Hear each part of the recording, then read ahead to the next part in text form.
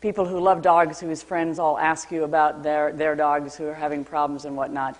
But how many times do we hear people come in and say things like, my dog is aggressive. Okay, what do you mean? Well, he's aggressive. He's vicious. What do you mean? Or that dog was viciously attacked. I do hate that word. That dog viciously attacked another dog or viciously attacked this. And the word aggression is just a ridiculous word, a word that covers too much, too many things. It's got, here's aggression. This is from one of the dictionaries, probably online, seeing as I do almost everything online. So aggression is the act of initiating hostilities or invasion, the practice or habit of launching attacks, hostile or destructive behavior or actions, hostile, injurious, or destructive behavior or outlook, especially when caused by frustration. There's leash aggression for you. A disposition to behave aggressively, a feeling of hostility that arouses thoughts of attack, violent action that is hostile and usually unprovoked.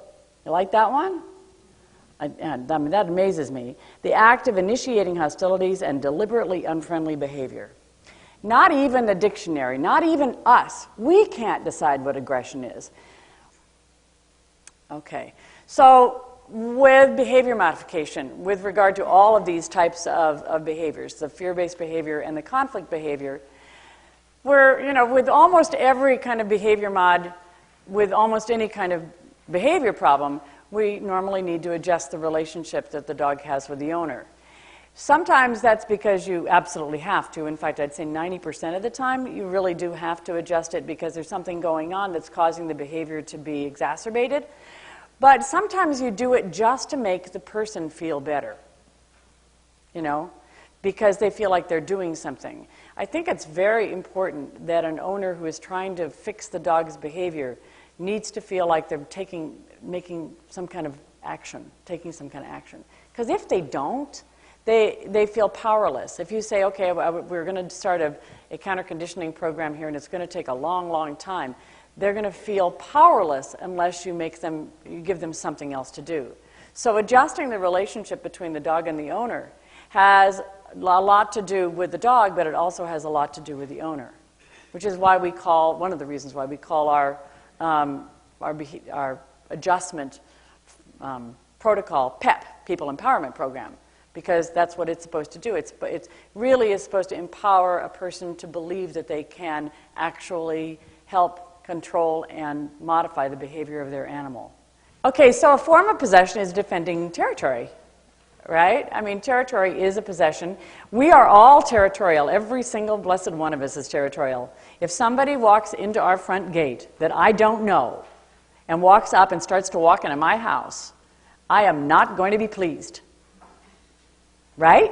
So we're all territorial. Dogs are very territorial. And of course, most of them let us know by barking. And you get that peculiarly territorial bark of, that one. You'll hear it again with a real dog. But it is amazing how many people believe that dogs know the difference between a good guy and a bad guy. And most of them don't. Most of them think that either everybody's good, friendly, wonderful, or nobody is. And I often ask this, as how many of you people have dogs that bark when somebody comes to the door? How many of you have actually successfully trained the dog not to bark when somebody comes to the door? At all. At all. 1, 2. Too bad. Oh, yeah. It's a natural behavior. It's really hard to, and I don't even suggest to most people that they do that. I just suggest that they get it under control, which is probably where you are, right? Yeah. But this dog is not a bad dog. Or we thought it was a nice dog. It's kind of cute. Hi, puppy. Hey, you. Yes, that's a good puppy. Hey, puppy. Come on. It's cute, huh? Like crazy in the run. We call him Smiley. We're trying to get him to smile. Hey, that's why we're going puppy. Ow. Ow. Got quite a little bite on her. Yeah. Oh, well, I'll just do some handling and see what happens. Be held to handle. I mean, she's a little... Whoopsie, that was fun. Let's see what happens when I try to get your mouth. There we go. Ow.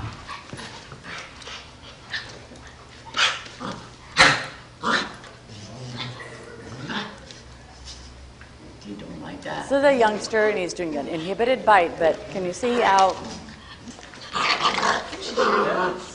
working himself up? Oh, don't do that. She bites. She biting hard?